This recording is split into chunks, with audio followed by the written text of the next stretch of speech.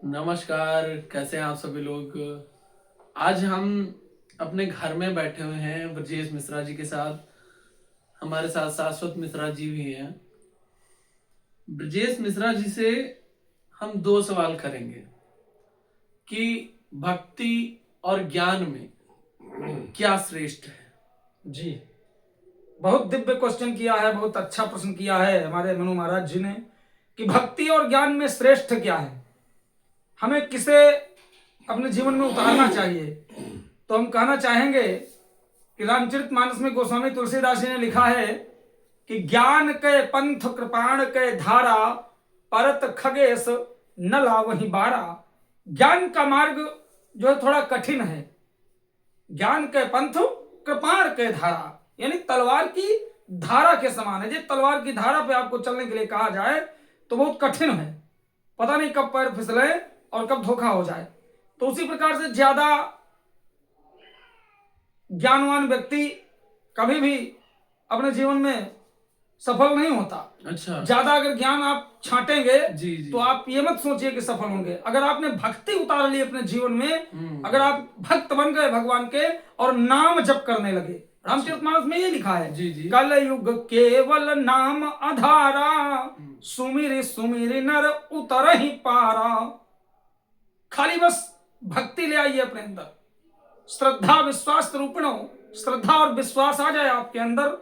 9 प्रकार की भक्तियों का उल्लेख गोस्वामी तुलसीदास जी ने रामचरितमानस में किया है, जिन्हें हम नवधा भक्ति के नाम से जानते हैं महाराज जी।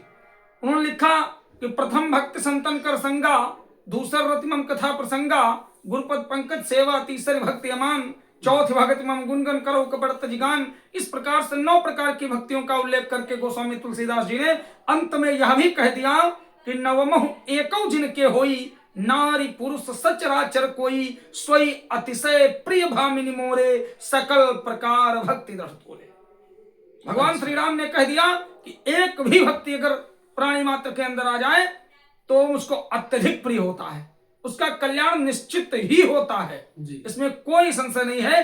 अगर एक भी भक्ति आपके अंदर आ जाए, हालांकि ज्ञान होना अच्छी बात है, अगर ज्ञान आपके पास नहीं है तो ज्ञानेन हीना पशु भी समाना। ज्ञान से वंचित व्यक्ति पशु होता है। भाई हम में और पशु में अंतर क्या है? बोले पशु में ज्ञान नहीं है, हमारे अंदर ज्ञान है, विवेक है, बुद्धि है, बल तो उसके अंदर भी होता है लेकिन बुद्धि और विवेक नहीं होता है। इसलिए ज्ञानेन हीनः पशु भी समाना, ज्ञान से वंचित व्यक्ति पशु की तुलना में आता है। अच्छा। लेकिन ज्ञान आता कहां से है, यह भी जानने योग्य बात है जी। ज्ञान आता है सत्संग से।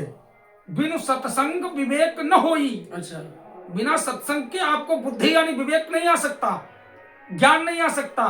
अच्छा, आपको सत्संग कहां से मिलेगा जी। तो बोले राम कृपा बिनु सुलभ न सोई। अगर राम की कृपा नहीं होगी तो यह सुलभ भी नहीं होगा, सत्संग भी नहीं मिलेगा आपको। सत्संग तब मिलता है जब भाग्योदयेन बहुजन्म समर्जितेन सत्संगमं चलते पुरुषो यदा वै। जब सैकड़ों जन्मों का भाग्योदय होता है तब जाकर के सत्संग मिलता है, राम कथा मिलती है, भगवत कथा प्राप्त होती है। राम कथा क्या है, राम कथा है क्या, यह भी तो क्वेश्चन बन गया है। यह भी प्रश्न बन गया कि राम कथा हम क्यों सुने, क्या है राम कथा। तो बोले राम कथा मंदाकिनी चित्रकूट चित चारु। अरे राम कथा वो गंगा नदी है जिसमें आप गोता लगाइए। राम कथा की कोई था नहीं है, समुद्र है, सागर है, उसमें गोता लगाइए आप बस। कहो सुनो, कहे सुने अनुमोदन करही, ते गोपद इव भवनिधि तरही। कहिए, सुनिए और उस पर चलिए, बस यही है और ज्यादा लंबा नहीं खींचेंगे। इसी के साथ हम अपनी वाणी को विराम देंगे। बहुत बहुत धन्यवाद, सादर अभिवादन, जय जय श्री सीताराम। ये बहुत अच्छा लगा बात करके।